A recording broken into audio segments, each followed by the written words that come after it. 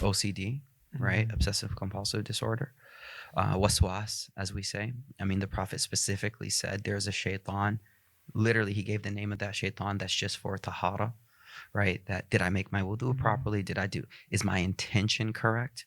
Yo, this is a heavy one, low key. The intention one is heavy because what's the first hadith? Like, you become a student of knowledge, you start learning. What's the first hadith? One of the first hadith you learn. إِنَّمَا الْأَعْمَالُ بِالنِّيَّاتِ. Right? First hadith. What's interesting is, what is the chapter? If you're going to study fiqh, Islamic law, what's the first chapter everyone teaches? Taharah. And these are the areas that people get stuck in. These are the two areas. Beginning principles. Right at the beginning, right? Because we emphasize it so much, right? And so I've wanted to do a lot of research in the pedagogical method of, like, how can we teach Taharah in a holistic way that helps prevent the problems of OCD forming. And I think I have a way to look at it, which is washing for wudu and even ghusl is not about Taharah, it's about sunnah. The objective isn't Taharah. Taharah means purity, purification, right? This is deep if you think about it, yo. So if the objective is to be clean, there's always a thought like, did water get here? Did I do this? Am I clean? This and that. But if the objective is no longer cleanliness, but just sunnah, like, it doesn't matter if you're clean. What matters, did you do the sunnah? Now, for some of us, that's synonymous, but there's a subtle difference between the two. It's a change in mindset. It's a complete shift in mindset, right? So you washed it 3 times, right? Yeah, but you did the sunnah. Okay, that's it. If we taught it from that perspective from the beginning, and I'll give you an example. So I don't want to make it too.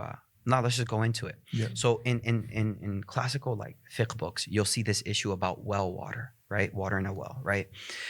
And the issue is if something najis falls into it, impure, right? I don't make this a big fiqh lesson, but it's for purpose of our bigger conversation. So let's say something falls into the well, right? The well water is dirty, but the village needs the water. We need water. How are we going to live? So the fiqh says you take it out. The sunnah says you take it out. And then you empty whatever water is in there, you take the water out, and now the well is clean. I'm oversimplifying, but that's pretty much it. Now the well is clean. But here's a problem, right? And this is what happens in like the mind that has that strong waswasa. Whenever water comes in touch with other water that's unclean, what happens to the new water? It becomes unclean, right? So, like, when water touches water, if the first water was unclean, now the second water is unclean. It's just it never stops. So the scholars wrote, and this is in our fiqh books classically, like, technically speaking, the well should never ever become clean. Why? Because as you were taking water out, it's a well. So what happens? More water comes in. And so if you really thought about it, the cycle would never end. Makes sense, right? But they said, it doesn't matter. Why? Sunnah. Sunnah. He said it's clean. Now it's clean. That's all that matters. And so what I've been trying to teach is from this perspective, like, the objective is sunnah. The objective is not purification, right? Another example is tayammum. That's the easiest one, right? If the objective was cleanliness, how in the world could tayammum ever work? Interesting, yes. The whole point is, but see, like, to me and you, it's like, all right, that makes sense. But what we haven't realized is a lot of people suffer with that. Am I clean or not? Am I clean or not? Am I clean? And so with them, you work with them and say, no, did you do the sunnah or not? You did the sunnah, done.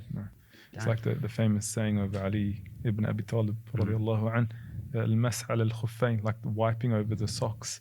He goes, we're doing it on the top, not beneath the sock. Brilliant. Yeah. Brilliant. He goes, it's logical. It seems illogical to like the human eye, but no, this is the sunnah. We hear, we obey the Prophet sallallahu alaihi wasallam. I love it. I love it. That's a great one. I'm gonna use that.